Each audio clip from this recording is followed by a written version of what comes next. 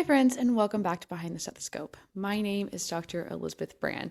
I am just a new grad veterinarian, just trying to figure everything out like the rest of us.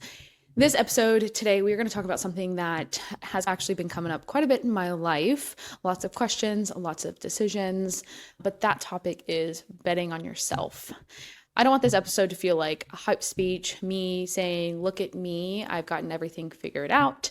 That is farther from the truth, honestly. But I think that decision of do you bet on yourself, I think, again, has been coming up a lot in my life. A lot of people in my life have been asking those questions, and I thought this would be a really good topic for this week. So let's get into it.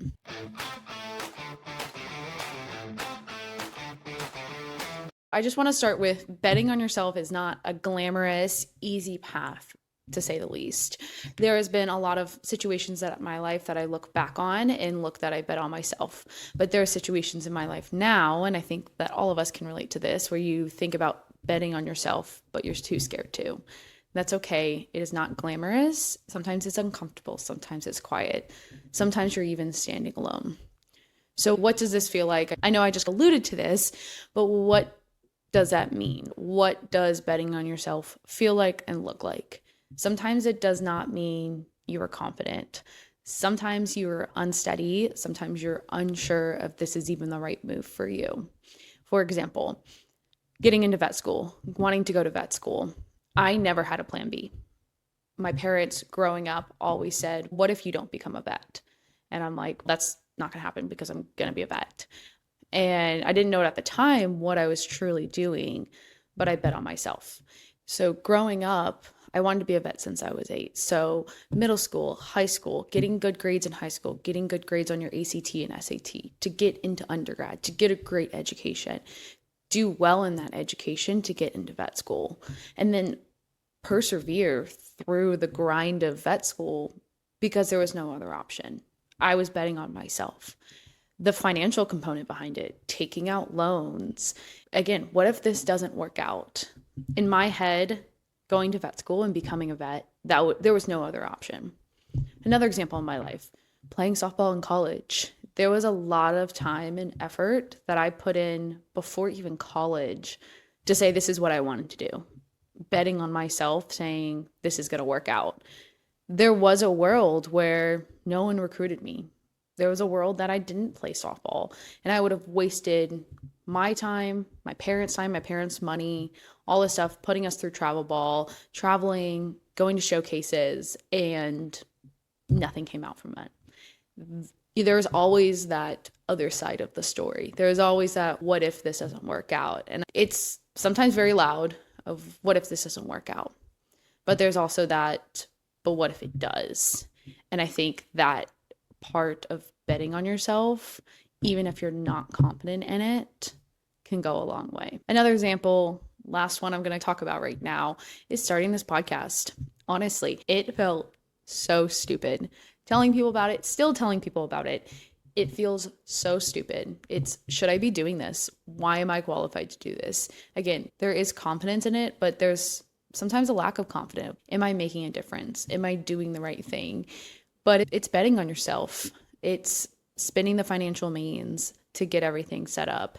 It's putting yourself out there and betting on yourself that you're going to make a difference. And so this podcast, again, every week I show up, and every week I question, am I making a difference?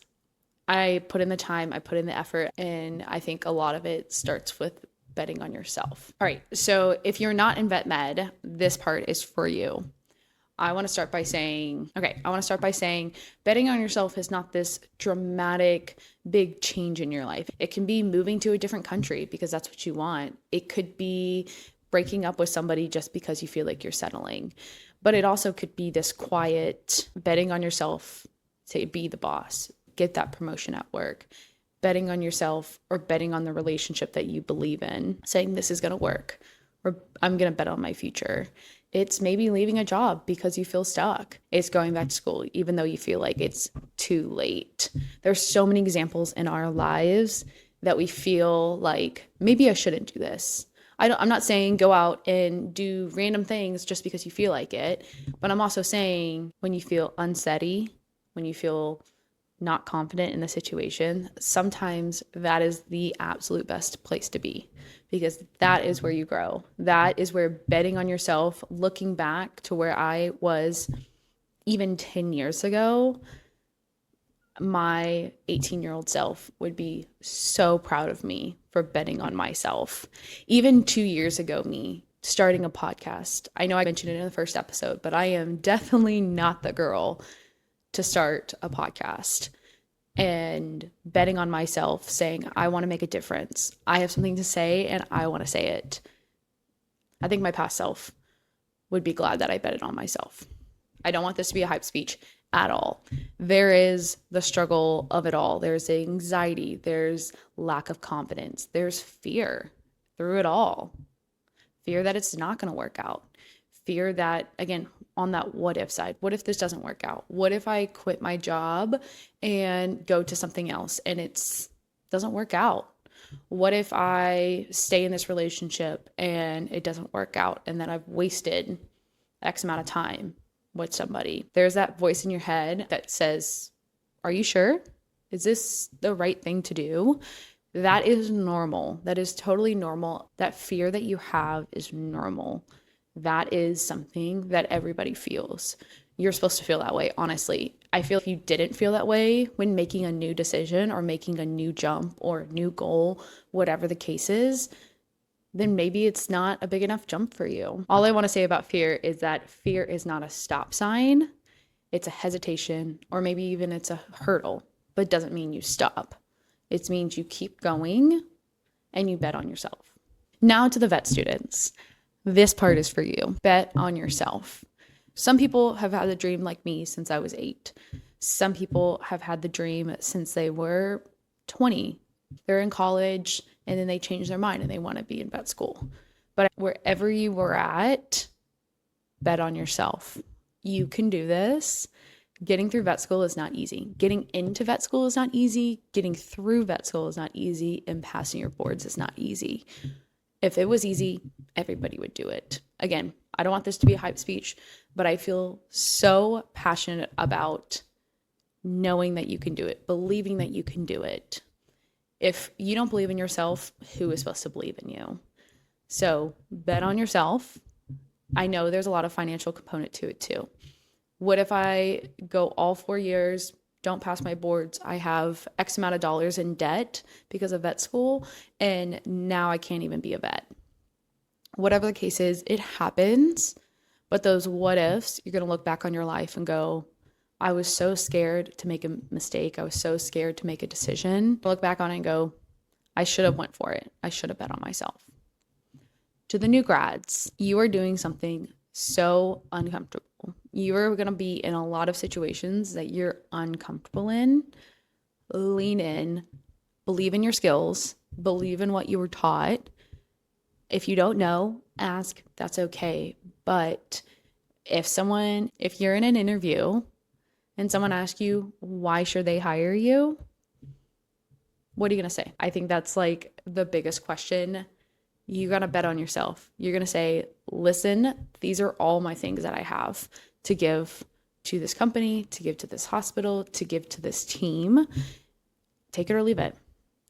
Betting on yourself, knowing that you're the doctor for the job. Again, we don't know everything as new grads. I still don't know everything. And then to the established vets, to the vets who've been doing this forever, is there something in your life that you want to do? Do you want to take a trip? Do you want to change career paths? Do you want to move clinics? But you're so settled, you're so comfortable that you couldn't imagine moving. Why not? Bet on yourself, knowing that everything is going to work out the way it's supposed to.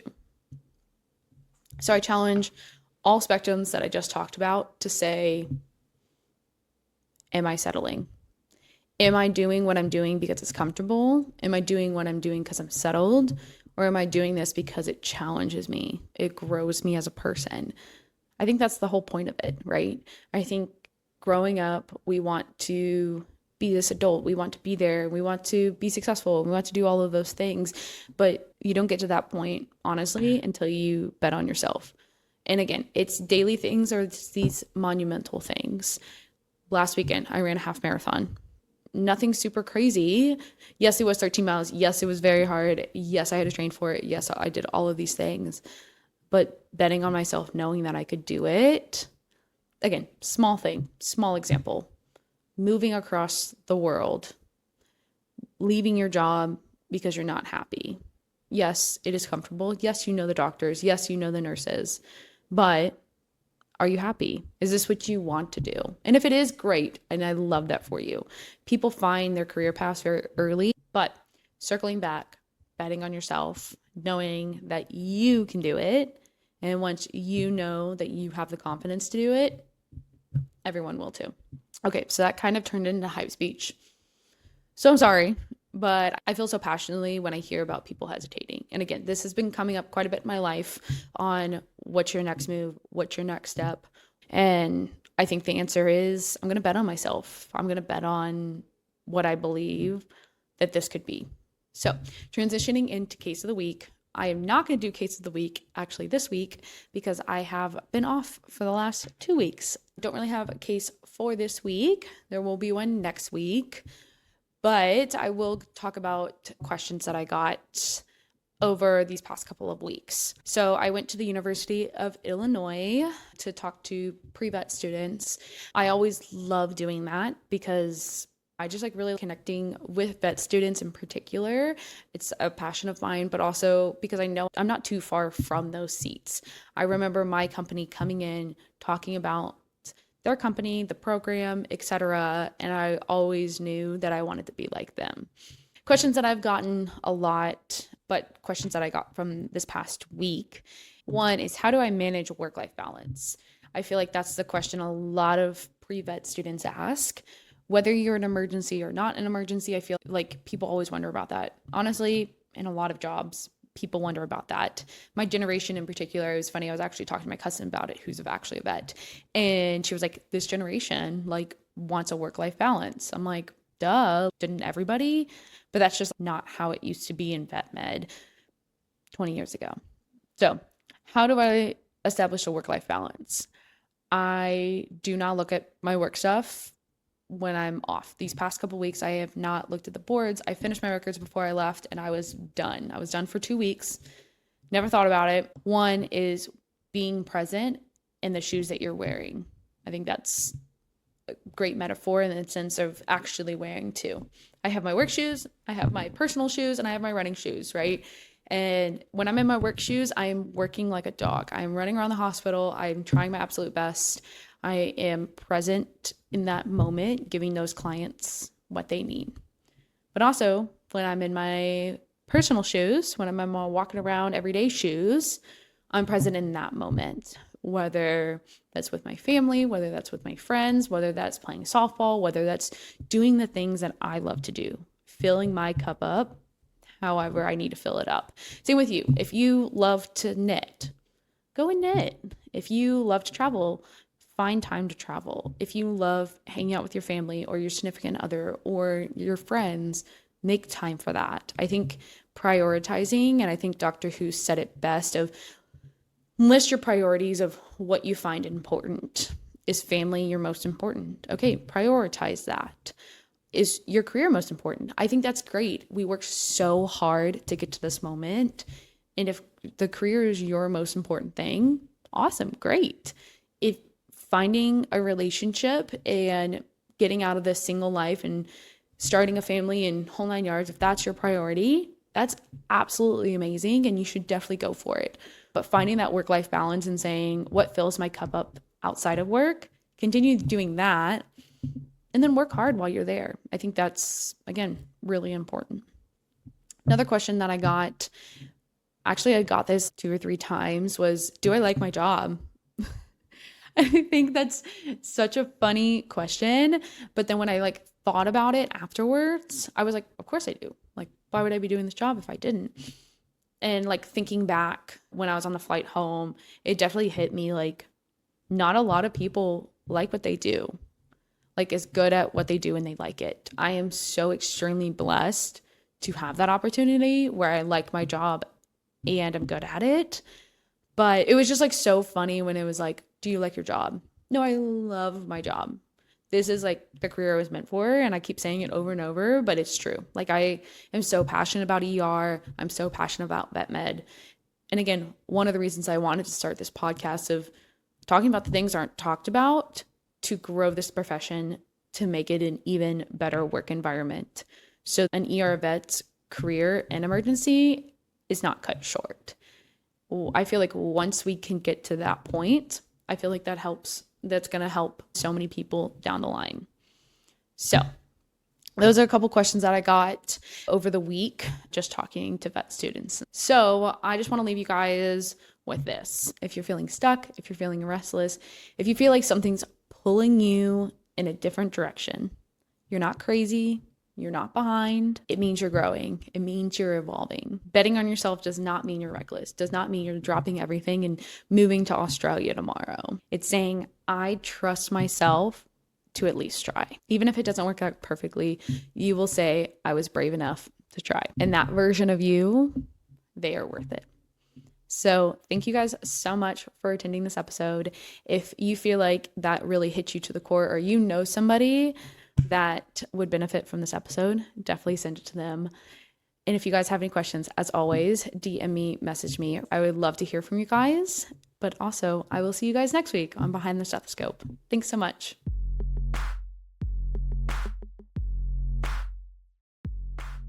Okay, so just the disclaimer, this content behind the stethoscope is for educational and informational purposes only. This does not establish a veterinarian client-patient relationship. Any cases discussed are generalized and anonymous. Pet owners should always consult with their own veterinarian for medical advice. And opinions expressed are my own and does not represent any employer or organization.